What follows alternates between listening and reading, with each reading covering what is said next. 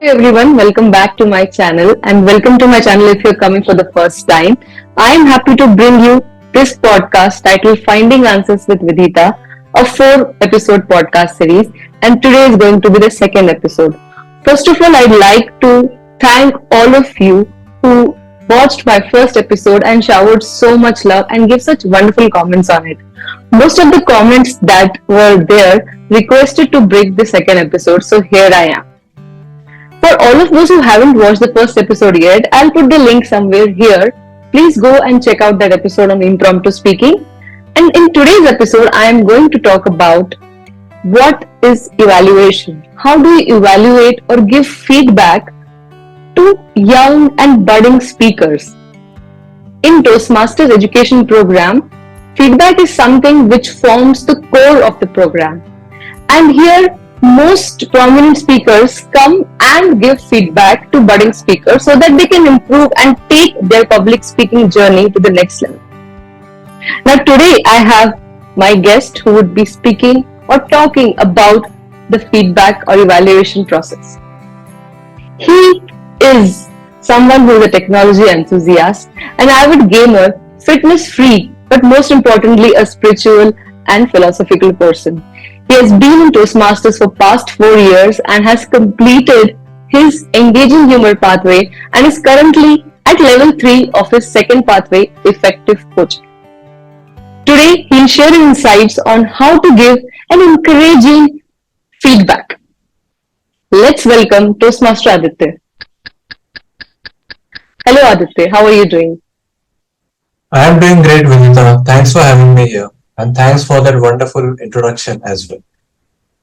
Thank you so much. So let's start this discussion. I would want to know from you, since you have been in Toastmasters for 4 years now, how do you describe evaluation in Toastmasters? If you have to describe it in your own words, how would you say? For me, evaluation, as everybody says in Toastmasters, is the breakfast of champions.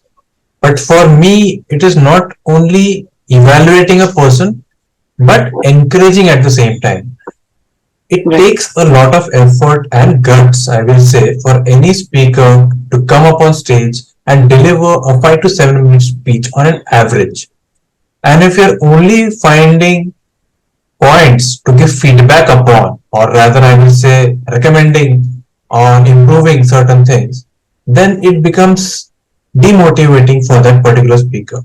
So for me, I make it a point that I highlight the good points and at least minimum three good points in order to encourage the speaker, and then come to the recommendations part where he or she can improve and become a better speaker. What are the 2 to 3 top, the criteria that you think is required or is essential for giving an evaluation?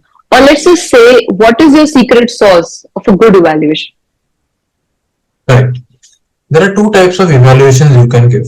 One is very famous, known as the CRC approach, where you give commendations, then you give recommendations, and ultimately you give a nice summary, which is again a commendation.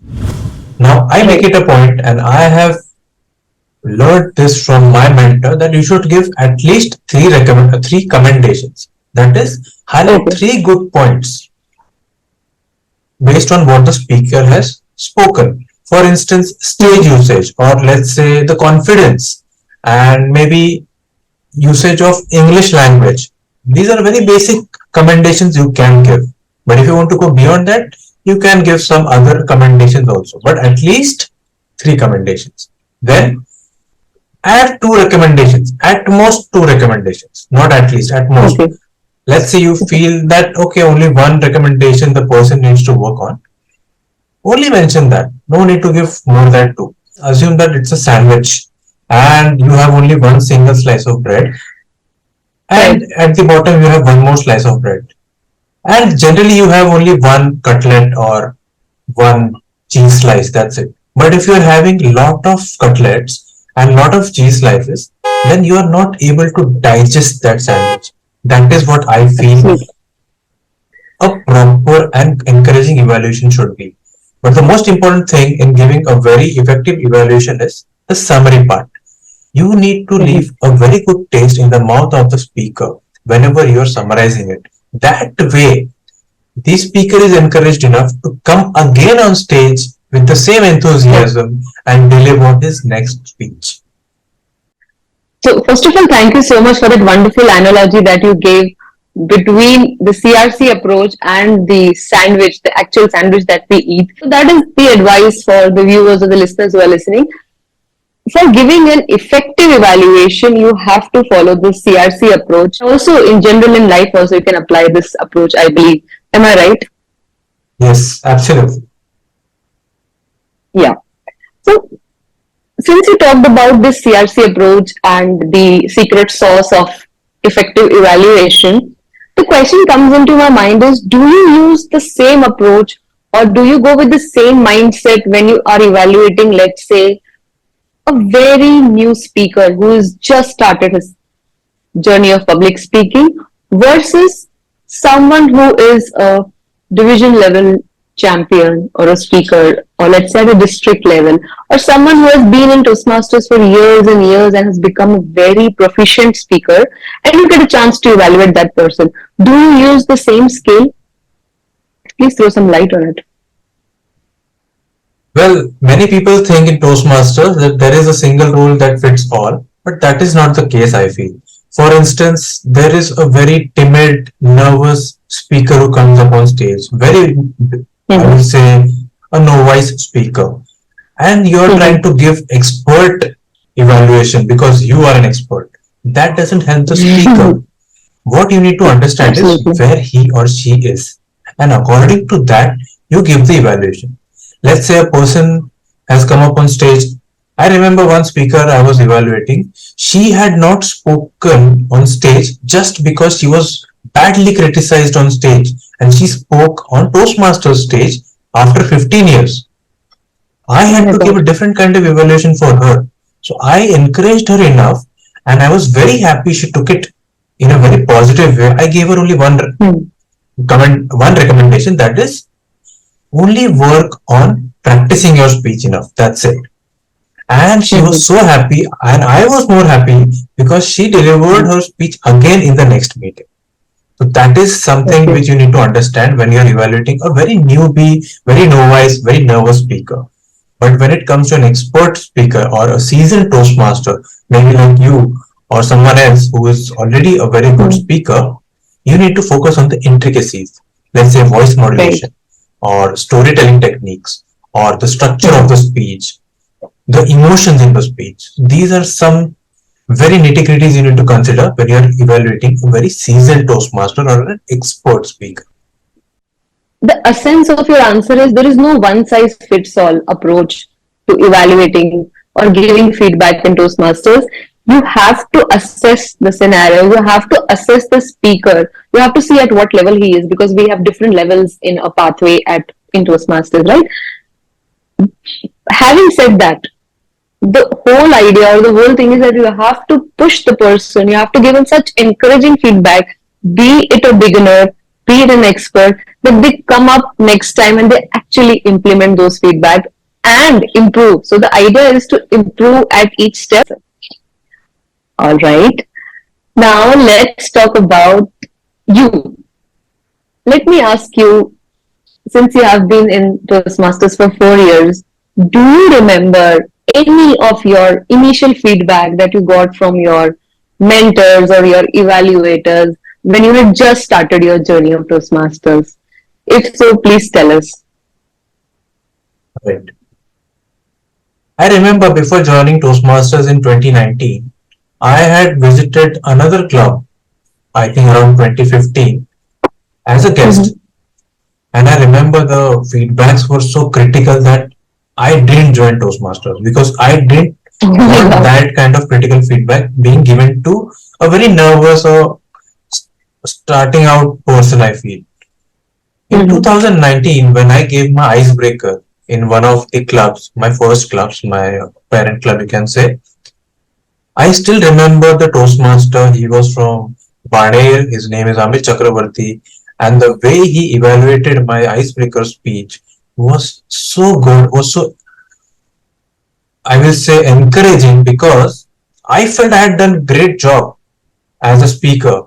But when I sat and I was about to listen to the evaluation, I was nervous. Mhm. I was wondering what is he going to criticize me on? And that's when I realized that every speaker is very apprehensive of the evaluation he or she is going to get. But the way Right. he highlighted the good points and he always had a smile on his face, he was always encouraging not only with his evaluation but also with his eyes. So that added a lot of impact to his evaluation plus Mhm. encouragement to me. And that evaluation I will never forget throughout my life. Wow. I'm really surprised that you actually remember scene by scene what happened. You remember the dates, you remember the name of the person. That is good to know. And that's what I want to convey to my audience. Since you were so inspired by that evaluation that you took more and more chances, and here you are, completed already one pathway, in the middle of second pathway, and progressing day by day. And that's what we all are here for, giving effective and encouraging evaluation. To kudos to your first evaluator for giving you such encouraging and positive feedback. Now, let me ask you. We talked about the secret sauce of evaluation. We talked about, how to evaluate a budding speaker versus an expert speaker. But what or how do you ensure that these speakers are actually implementing that feedback? I mean, this is an intriguing thought that is coming to my mind right now. What are your thoughts on it? To answer that question, first I will share a very good quote which I have come across. That is, be Mm-hmm. so good that they can't ignore you. Whenever I Right. am whenever I am evaluating any person, I ensure that I highlight the good points in them and they understand that I am their well wisher. I am not someone who is there to criticize them. Once they Right. understand that, they listen to you. Once they listen to you, they trust you, then only they will implement. Otherwise, they feel, oh, this guy is just finding faults in my speech. I am not so keen on it. I ensure that I treat them as a friend. How? I tell them, this is exactly where I was, and I can completely relate to your speech. That is the best way to relate to the speaker. And then start giving whatever recommendations you feel they need to work on. Become a friend, become a well wisher. They will see the trust and then they will definitely implement. And I have seen people implementing my feedbacks. And let's say I get a chance again to evaluate their second speech or the upcoming speeches. I highlight that. I see that you have improved your stage presence. So they understand, Right. yes, this guy is actually observing and seeing that I have worked upon my speech and your recommendations also. So basically, what you're trying to highlight is instead of becoming an evaluator, try to become their buddy, try to associate with them, make them feel like home, and then tell your points of improvement or points of recommendation. Thank you so much for that answer. Now, let's do something different. Since this is about evaluation and we have heard a lot of good things, the recipe of being a good evaluator, why not try it real time and see how you evaluate something or a small clip that I have for you, and let's see your evaluation, and it will be interesting for the audience also to know how you evaluate on runtime. Okay, so I'll be sharing this link with you on the chat. It has the title of Impromptu Test Speaking. It's a very small clip. I would like you to evaluate it. So please share your screen before you open the link so that the audience is also able to hear what is the test speaker going to speak, and then we will hear your evaluation. Sounds good? Yeah, Played, and after the speech is done, I'll give you 10 to 15 seconds to think on your evaluation, and then maybe we can start. So I'll also time you here. Is that okay with you? all right. I'm starting Okay, now. please begin. Yeah. To Toastmaster Pratham is, you will never win if you never begin. You will never win if you never begin. Over to you. There's a common saying that a journey of 1,000 miles starts with a single step. And if you never take that step, There's no way you can complete your goals, no way you can achieve what you truly want in life. If you never start, you will never win. Take it from me, as I mentioned just before, right? I started off on my first table topics with just speaking for about just 13 seconds. Now, if I just stopped there, if I had just not taken any more table topics, if I had never come on the stage again, there was no way I could have won the area table topics contest that happened recently. So you have to continue on despite the challenges that come in your way, because you have to keep trust in the fact, in the process, that all of this will eventually be worth it. Take it from me and my story that you have to begin something, and you have to begin in your as earnestly as possible, with as much focus as possible, while keeping your eye always at the final goal. Take one step at a time. Focus on each step while keeping one eye at the goal, and you will reach your goal eventually, for sure. Thank you. So you just heard the clip. I'll give you 30 seconds, let's say, and after 30 seconds, let's see how you evaluate this speaker. Your time starts now.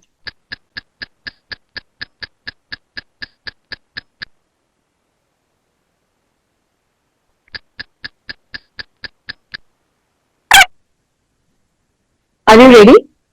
Absolutely. Okay, so now I will actually time you for the evaluation that you will give. So the total time to you is 2 minutes. So green card I'll be showing at 1:30, yellow at 1:45, and 2 will be wrap up. Well, Picken is half done. And exactly a corollary to that quote I feel is a journey of 1,000 miles starts with a single step.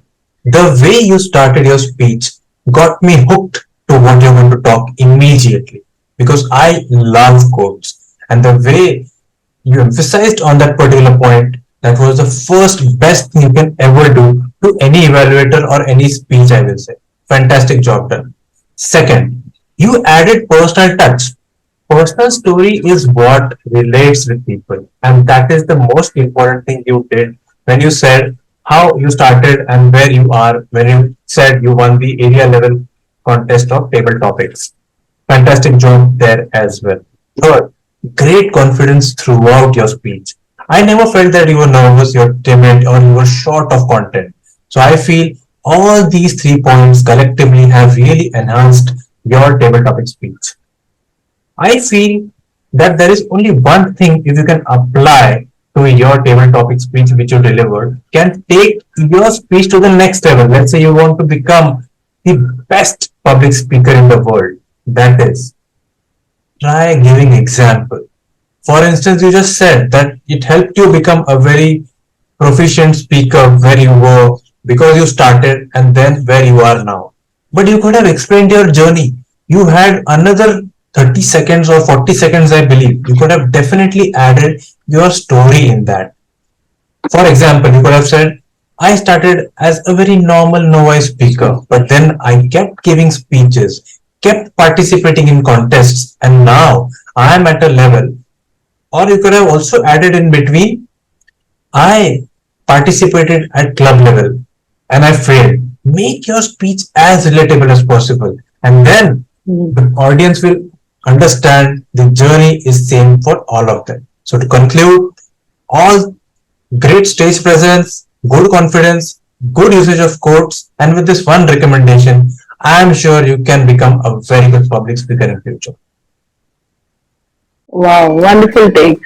So, friends, on that note, on that answer, I'd like to conclude my podcast here. I think I had a good time talking to him, and I'm sure he also enjoyed the questions that I presented to him.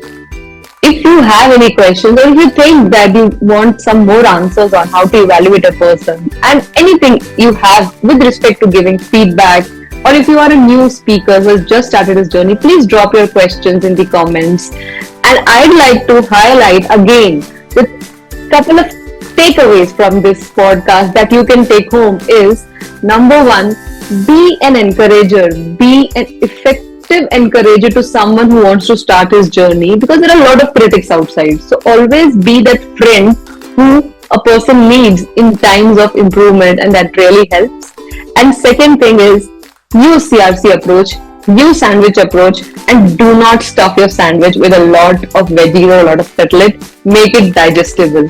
So on that note, let me thank you again, Aditya, for finding some time and talking to us today.